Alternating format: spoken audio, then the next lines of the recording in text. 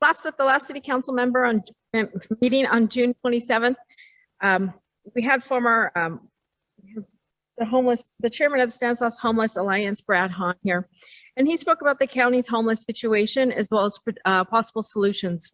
Now, the homeless situation in Stanislaus County is profound, and it's a growing issue here in our community as well as here in our city.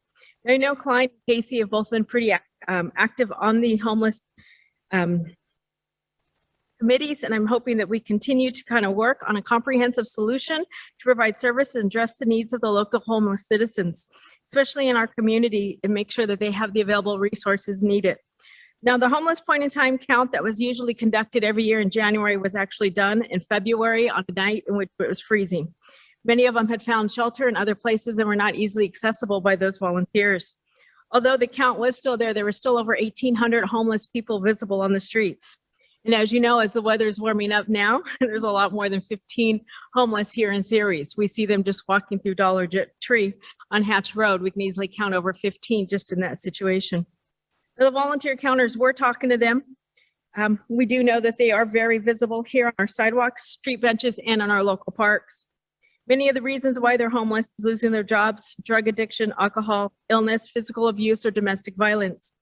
And those that spoke to the volunteers, 67% admitted that they have serious mental illnesses, which could be treated, which we do have a center here at the former Memorial Hospital, which I know is now Stanislaus County.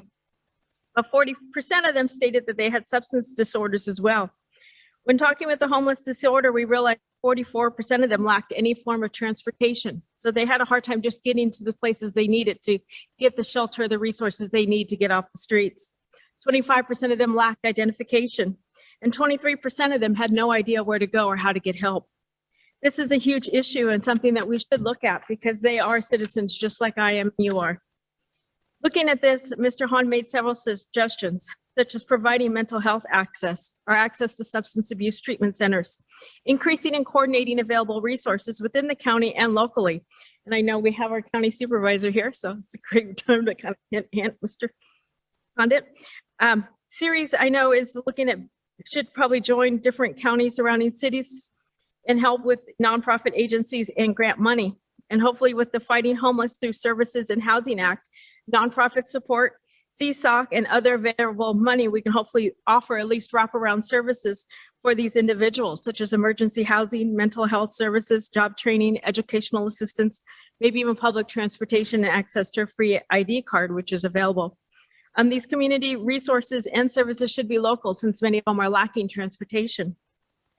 Our police services are limited now, especially after the 4th of July. I know we're still hearing a lot of those fireworks going off, but they're not necessarily social workers there to help them necessarily get off the streets.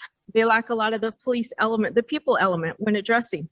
They should be addressing the crimes that we really have in Ceres, such as the burglaries, the murders, the street racing, the theft of our catalytic converters. Someone who was 19 myself, when I was 19, I was homeless myself. I lived in a homeless hotel for 2 weeks, but through community resources, I was able to firsthand get the help that I needed, get me to my next paycheck and get down payment assistance. So I was able to get into a very small, when I mean small apartment, not necessarily on the greatest part of town, but I was able to get off the streets and I wasn't living in a homeless apartment. But through pathways of the community, we can better serve our community and offer them a pathway to self-sufficiency. So hopefully we consider the available resources and solutions that were made available to us and discussed last week through governance, outreach, and possible historically to help the historically underserved and low income populations of Ceres. Thank you. Thank you very much.